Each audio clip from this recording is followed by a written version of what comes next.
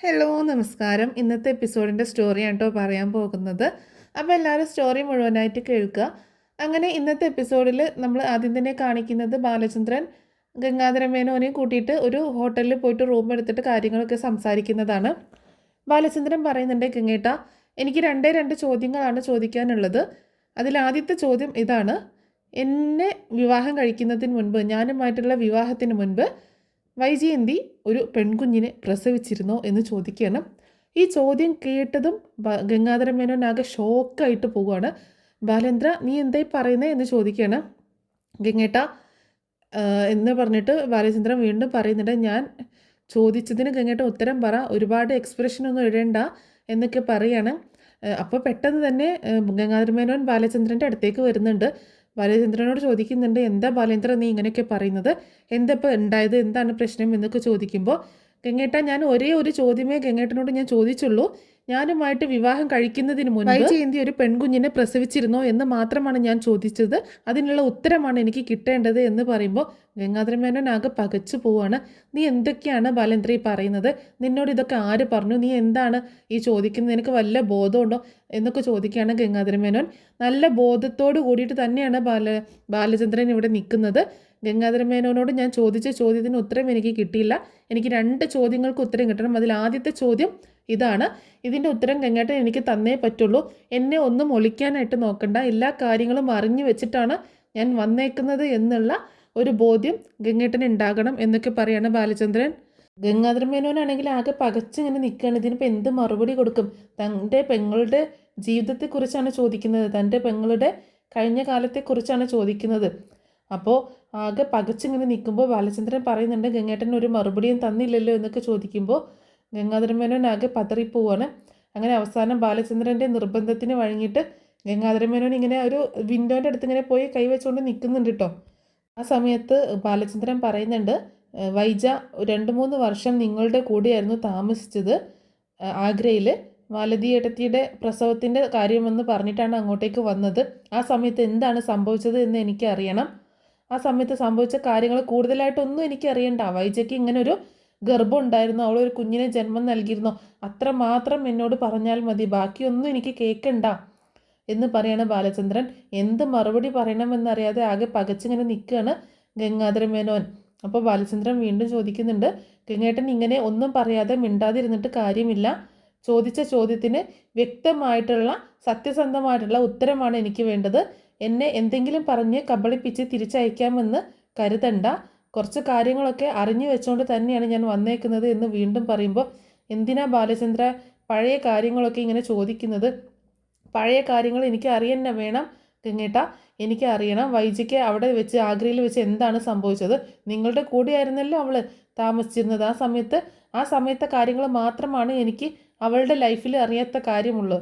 ഞാൻ ആദ്യം അവളെ വിവാഹം ആലോചിച്ച് ചെന്ന സമയത്ത് എന്നെ ആട്ടിയിറക്കി വിട്ടതാണ് ആ വീട്ടിൽ നിന്ന്. പിന്നീട് എന്നെ വിളിച്ചു വരുത്തി അവളെ വിവാഹം കഴിച്ച് തരിക തന്നെയായിരുന്നു നിങ്ങൾ. ഒരു അടിച്ചേൽപ്പിക്കൽ പോലെയായിരുന്നു. അന്നൊന്നും ഞാൻ ചിന്തിച്ചില്ല. എനിക്ക് എൻ്റെ പണവും പത്രാസും ഒക്കെ കണ്ടിട്ട് നിങ്ങൾ അംഗീകരിച്ചതായിട്ടാണ് ഞാൻ കരുതിയത് എന്നൊക്കെ പറയാണ്. അതൊക്കെ അങ്ങനെ തന്നെയാണ് ബാലചന്ദ്ര, അതിലൊന്നും യാതൊരു മാറ്റവും ഇല്ലയെന്ന് ഗംഗേട്ടൻ പറയുമ്പോൾ, എനിക്ക് അതല്ല ഗംഗേട്ടൻ അറിയേണ്ടത്, എനിക്ക് എൻ്റെ ചോദ്യത്തിന് ഉത്തരം കിട്ടണം എന്ന് പറയാണ്.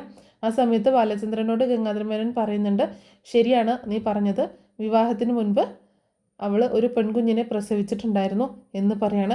അത് കേട്ടതും ബാലചന്ദ്രൻ ആ നിന്ന നിൽപ്പിൽ ഭൂമി പിളർന്നു പോയിരുന്നെങ്കിൽ എന്ന് തോന്നില്ല. അങ്ങനത്തെ ഒരു അവസ്ഥയിലാണ്, ആകെ ഷോക്കായിട്ട് നിൽക്കുകയാണ്. ഇനി തനിക്ക് ജീവിക്കേണ്ട തൻ്റെ ജീവിതം, തൻ്റെ കുടുംബം, ആ ഒരു ചിന്തയെല്ലാം കൂടെ അയാളുടെ മനസ്സിലേക്ക് കയറി വന്നിട്ട് 22 വർഷം വൈജയുടെ കൂടെ ജീവിച്ച ആ ഒരു ജീവിതം ശരിക്കും പറഞ്ഞ ഒരു നരകതുല്യ ജീവിതം തന്നെയായിരുന്നു.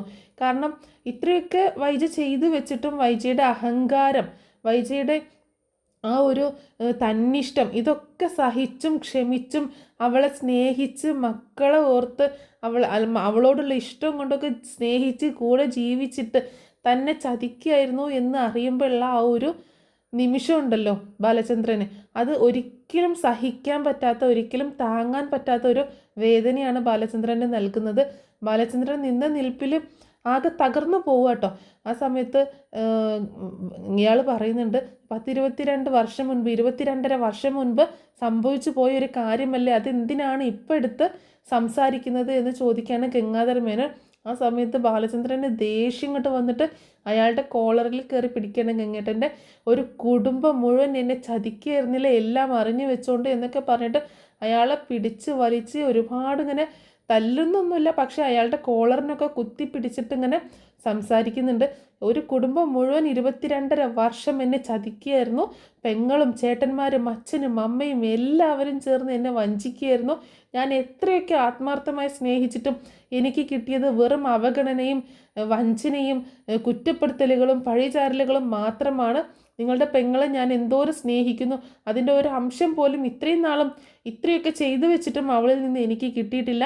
അവളുടെ എല്ലാ അഹങ്കാരങ്ങളും ക്ഷമിച്ച്, എല്ലാ തന്നിഷ്ടങ്ങളും എല്ലാ കൊള്ളരുതായ്മകളും ക്ഷമിച്ച്, അവളുടെ പഴി മുഴുവൻ കേട്ട് ഞാൻ എൻ്റെ മക്കളെ ഓർത്ത് അവളെ സ്നേഹിച്ച് എൻ്റെ കുടുംബമാണല്ലോ എന്ന് ഓർത്തിട്ട് ഞാൻ അവിടെ ജീവിക്കണം. എന്നിട്ട് എനിക്ക് കിട്ടിയത് ഇതാണല്ലോ എന്നൊക്കെ പറഞ്ഞ് ഈ ഗംഗാധര മേനോൻ്റെ കോളറിൽ പിടിച്ചിട്ട് ഒരുപാട് ഇങ്ങനെ അങ്ങോട്ടോട്ട് വലിക്കും. അവരിങ്ങനെ അവിടെ വീഴാൻ പോവുകയൊക്കെ ചെയ്യുന്നുണ്ട് കേട്ടോ. ബാലചന്ദ്രൻ നീ വിട്, എൻ്റെ കോളറിൽ നിന്ന് വിട് എന്നൊക്കെ പറഞ്ഞിട്ട് ഗംഗാധരനാണെങ്കിൽ ബാലചന്ദ്രനെ വിടിവിക്കാൻ നോക്കുമ്പോൾ വിടില്ല, ഞാൻ ഒരെണ്ണത്തിനെ ഞാൻ വെറുതെ വിടത്തില്ല, എൻ്റെ ജീവിതം തകർത്തു നിങ്ങളെല്ലാവരും കൂടെ എന്ന് പറഞ്ഞിട്ട് ബാലചന്ദ്രൻ ഇങ്ങനെ ഷൗട്ട് ചെയ്തുകൊണ്ടിരിക്കുകയാണ്. ആകെ സമനില തെറ്റിയതുപോലെയാണ് ബാലചന്ദ്രൻ്റെ പ്രവൃത്തിയൊക്കെ. അങ്ങനെ പിന്നെയും ചോദിക്കുന്നുണ്ട്, ഇനി എൻ്റെ രണ്ടാമത്തെ ചോദ്യത്തിനാണ് നിങ്ങൾ ഉത്തരം പറയുന്നത്. ആ കുഞ്ഞ് എവിടെ, അവൾ പ്രസവിച്ച ആ കുഞ്ഞ് എവിടെ എന്ന് ചോദിക്കുമ്പോൾ ആ കുഞ്ഞ് പ്രസവിച്ചപ്പോൾ തന്നെ മരിച്ചുപോയി എന്നുള്ള രീതിയിലാണ് ഗംഗാധര മേനോൻ പറയുന്നത് കേട്ടോ. നിങ്ങൾ വീണ്ടും എന്നോട് കള്ളം പറയാണ് ഗംഗേട്ട, ആ കുഞ്ഞ് മരിച്ചിട്ടൊന്നുമില്ല, നിങ്ങൾ അതിനെ എവിടെ കൊണ്ടുപോയി കളഞ്ഞു എന്നൊക്കെ ചോദിക്കുമ്പോൾ അപ്പോൾ പറയുന്നുണ്ട് ആ കുഞ്ഞ് ജനിച്ചപ്പോൾ തന്നെ മരിച്ചുപോയി, അങ്ങനെയാണ് എനിക്ക് കിട്ടിയ അറിവ്, ഞാൻ അവിടെ ഉണ്ടായിരുന്നില്ല, രാവണി അമ്മാവിൻ്റെ വീട്ടിലായിരുന്നു തിരുവനന്തപുരത്ത്, അതൊക്കെ എനിക്കറിയാം, ശാസ്തമംഗലത്തെ വീട്ടിലാണ് അവൾ പിന്നീട് 1 വർഷത്തോളം താമസിച്ചത്, അവിടെയാണ് പ്രസവിച്ചത്, ആ കുഞ്ഞിന് എന്ത് സംഭവിച്ചു എന്ന് എനിക്ക് സത്യസന്ധമായിട്ട് അറിയണം എന്നൊക്കെ ചോദിക്കുകയാണ്. പിന്നെ ആരാണ് അവളെ പ്രണയിച്ചു വഞ്ചിച്ച ആ വ്യക്തി എന്നും ചോദിക്കുന്നുണ്ട്. അപ്പോൾ അയാളുടെ കാര്യങ്ങളൊക്കെ ഗംഗാധര മേനോൻ പറയുന്നുണ്ട്. അപ്പോൾ അവിടുത്തെ കുറച്ച് കഥകളൊക്കെ ഇങ്ങനെ പറഞ്ഞു കൊടുക്കുന്നുണ്ട്.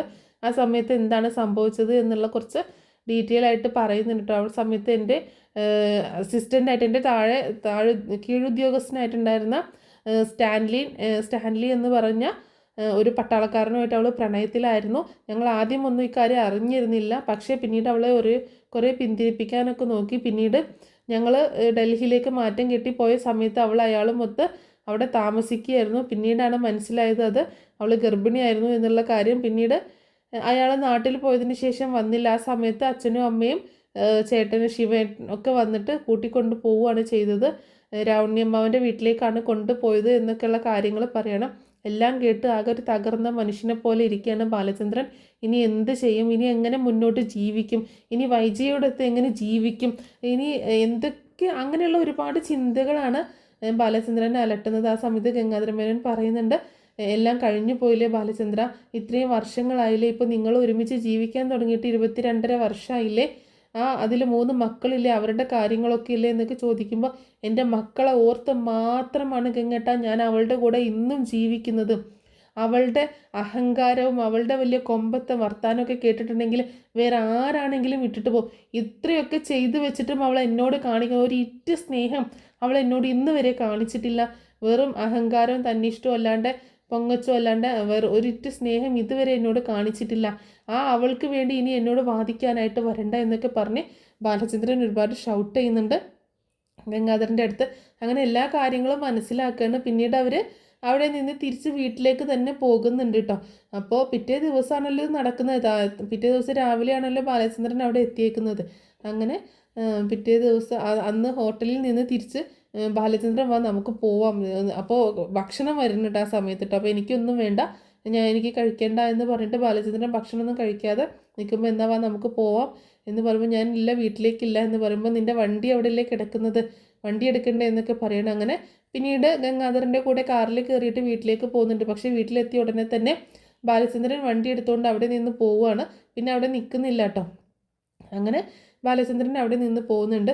അതേസമയം വൈജയന്തി ആണെങ്കിൽ പിറ്റേ ദിവസം രാവിലെ ബാലചന്ദ്രൻ വന്നില്ലല്ലോ, രാത്രിയിൽ വന്നില്ല, ആകെ ടെൻഷനായിട്ട് മക്കളൊക്കെ ചോദിക്കുന്നുണ്ട് അച്ഛൻ വന്നോ എന്നൊക്കെ ചോദിക്കുമ്പോൾ ഇല്ല എന്ന് പറയാണ്.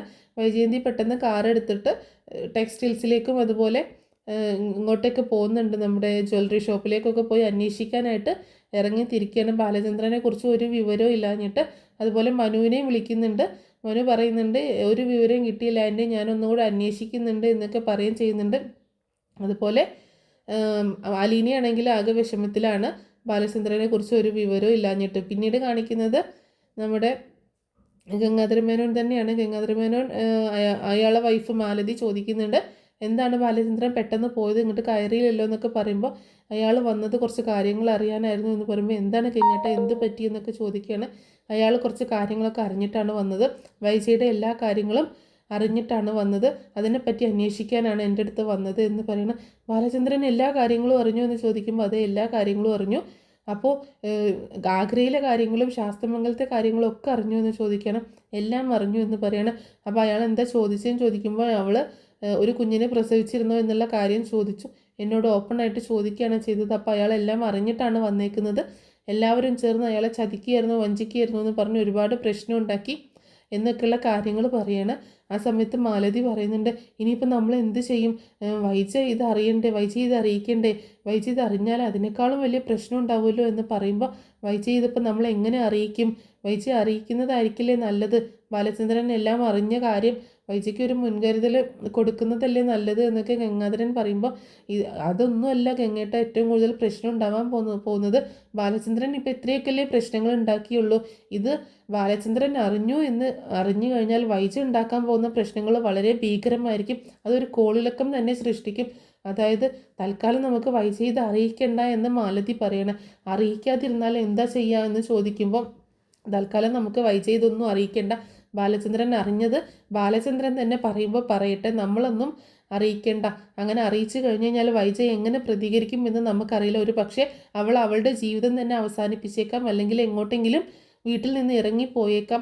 അപ്പോൾ എന്താണെങ്കിലും അതൊരു ദുരന്തം തന്നെയല്ലേ, തൽക്കാലം നമ്മളായിട്ട് ഒന്നും അറിയിക്കാൻ പോണ്ട, ബാലചന്ദ്രൻ തന്നെ എന്ത് വേണമെങ്കിലും ചെയ്തോട്ടെ എന്ന് പറയാണ് മാലതി. എന്നാൽ പിന്നെ അങ്ങനെ ആവട്ടെ, എന്താണെങ്കിലും ആകെ കുഴഞ്ഞു മറിഞ്ഞിട്ടുണ്ട്, ഇനിയിപ്പോൾ എന്തൊക്കെയാണ് സംഭവിക്കാൻ പോകുന്നതെന്ന് അറിയത്തില്ല എന്നൊക്കെ പറഞ്ഞ് ഗംഗാധര മേനോനും ആകെ വിഷമിക്കുകയാണ്. പിന്നീട് കാണിക്കുന്നത് ബാലചന്ദ്രനെയാണ്. ബാലചന്ദ്രനാണെങ്കിൽ നേരെ പോകുന്നത് ഒരു ബാറിലേക്കാണ്. ബാറിലേക്ക് പോയിട്ട് അവിടുന്ന് നന്നായിട്ട് മദ്യപിക്കുന്നുണ്ട്. നന്നായിട്ട് മദ്യപിച്ചിട്ട് ഇങ്ങനെ ഗംഗാധര മേനോൻ പറഞ്ഞ കാര്യങ്ങളൊക്കെ വീണ്ടും വീണ്ടും ഇങ്ങനെ ഓർക്കുകയാണ്. 22.5 വർഷങ്ങൾക്ക് മുൻപ് വൈജയന്തി ഒരു പെൺകുഞ്ഞിനെ പ്രസവിച്ചിരുന്നു എന്നുള്ള കാര്യം പറഞ്ഞതും ആ കുഞ്ഞ് മരിച്ചുപോയി എന്ന് പറഞ്ഞതും അങ്ങനെയുള്ള കാര്യങ്ങളൊക്കെ ഓർക്കുകയാണ്. ആ സമയത്ത് ബാലചന്ദ്രൻ അയാളോട് തന്നെ പറയുന്നുണ്ട് നിങ്ങൾ 22.5 വർഷം മുൻപ് മരിച്ചുപോയി എന്ന് പറഞ്ഞ പെൺകുട്ടി എൻ്റെ കൺമുന്നിൽ വളർന്ന് വന്ന് നിൽക്കുന്നുണ്ട് എന്ന് പറഞ്ഞത് ഓർത്ത്, അങ്ങനെ ആ കാര്യങ്ങളൊക്കെ ഓർത്ത് ഇങ്ങനെ ഭയങ്കര ദേഷ്യമൊക്കെ വന്നിട്ട് ആ ടേബിളിലേക്ക് ഇങ്ങനെ ശക്തിയായിട്ട് ഇടിക്കുകയും അവിടെയുള്ള ഗ്ലാസ്സൊക്കെ തട്ടിത്തെറിപ്പിക്കുകയൊക്കെ ചെയ്യുന്നുണ്ട്. അപ്പോൾ ആ ബാറിലുള്ള ആൾക്കാരൊക്കെ ബാലചന്ദ്രനെ നോക്കുകയും ചെയ്യുന്നുണ്ട്. പിന്നീട് ഒരു ആൾ വന്നിട്ട് ഇങ്ങനെയൊന്നും ചെയ്യരുത്, ഇവിടെ ഇരുന്ന് ബഹളം ഉണ്ടാക്കരുത്, ഇത് കുറച്ച് മാന്യമായിട്ട് ഉള്ളൊരു സ്ഥലമാണ് എന്നൊക്കെ പറയുമ്പോൾ ബാലചന്ദ്രൻ പിന്നീട് അവിടെ നിന്ന് പെട്ടെന്ന് പോവുകയാണ് ചെയ്യുന്നത്, കാറെടുത്തിട്ട് പോവുക. അതേസമയം വൈജയന്തി ആണെങ്കിൽ ഗോവർദ്ധനെ കാണാനാണ് പോകുന്നത്, ജ്വല്ലറിയിലേക്കാണ് പോകുന്നത്. അപ്പോൾ ഗോവർദ്ധനെ കണ്ട് സംസാരിക്കുമ്പോൾ ചേച്ചി എനിക്കൊരു വിവരവും കിട്ടിയില്ല, സാർ എങ്ങോട്ടാണ് പോയതെന്ന് ഒരു വിവരവും കിട്ടില്ല, അവിടെ സാധാരണ പോവാറുള്ള സ്ഥലങ്ങളിലൊക്കെ ഞാൻ വിളിച്ചന്വേഷിച്ചു, പക്ഷെ അങ്ങോട്ടേക്കൊന്നും ചെന്നിട്ടില്ല എന്നാണ് അറിയാൻ കഴിഞ്ഞത് എന്ന് പറയാണ്. ആ സമയത്ത് വൈജയന്തി ആകെ വിഷമിച്ച് പോകുന്നുണ്ട് കേട്ടോ, ബാലചന്ദ്രൻ എന്താ പറ്റിയത് എന്നറിയാത്തതിൽ. പിന്നീട് മനുവിനെ കാണാനായിട്ട് കൊല്ലപ്പള്ളിയിലേക്കാണ് പോകുന്നത്. അപ്പോൾ മനു അവിടെ ഇല്ല, മനു ഒന്ന് വരുള്ളൂ. അപ്പോൾ കമലയോട് പറയുന്നുണ്ട് കാര്യങ്ങളൊക്കെ, ബാലചന്ദ്രൻ ഇന്നലെ വീട്ടിൽ വന്നില്ല, എവിടെ പോയിന്നൊരു വിവരമില്ല എന്നുള്ള കാര്യങ്ങളൊക്കെ അറിയിക്കും. കമല ഇങ്ങനെ പറയുന്നുണ്ട് ഇനിയിപ്പോൾ ഇന്ന് വരുമായിരിക്കും, ഇന്നുകൂടി നോക്കാം, ഇല്ലെങ്കിൽ നമുക്ക് എന്തെങ്കിലുമൊക്കെ ചെയ്യാമെന്നൊക്കെ കമല വൈജിയെ ആശ്വസിപ്പിക്കുകയൊക്കെ ചെയ്യുന്നുണ്ട്. അപ്പോൾ ഇത്രയൊക്കെ കാര്യങ്ങളാണ് ഇന്നത്തെ എപ്പിസോഡിൽ കാണിക്കാൻ സാധ്യതയുള്ളത് കേട്ടോ അപ്പോൾ കാണിക്കുന്നത്. അപ്പോൾ എന്താണെങ്കിലും ഈ സ്റ്റോറി നിങ്ങൾക്ക് ഇഷ്ടമായിട്ടുണ്ടാവുമെന്ന് കരുതുകയാണ്. ഈ സ്റ്റോറി ടെല്ലിങ് അത് ഇഷ്ടമായിട്ടുണ്ടെങ്കിൽ നിങ്ങൾ ഒന്ന് സപ്പോർട്ട് ചെയ്യാൻ മറക്കരുത് കേട്ടോ. സബ്സ്ക്രൈബ് ചെയ്യാനും ലൈക്ക് ചെയ്യാനും ഹൈപ്പ് ചെയ്യാനും ഒന്നും മറക്കരുത്. അപ്പോൾ ഒറിജിനൽ എപ്പിസോഡ് വരുമ്പോൾ നമുക്ക് അതിൻ്റെ സ്റ്റോറി അപ്ലോഡ് ചെയ്യാം. ഇതുവരെയായിട്ട് എപ്പിസോഡ് പബ്ലിഷ് ചെയ്തിട്ടില്ല. ഇപ്പോൾ വളരെ ലേറ്റായിട്ടാണ് ഹോട്ട്സ്റ്റാറിൽ തന്നെ അപ്ലോഡ് ആക്കുന്നത്, അതുകൊണ്ടാണ് സ്റ്റോറി ഡിലേ ആവുന്നത്. പിന്നെ അതുപോലെ ടുമോറോ എപ്പിസോഡിൻ്റെ സ്റ്റോറിയൊക്കെ പറഞ്ഞ് അപ്ലോഡ് ചെയ്യാം കേട്ടോ.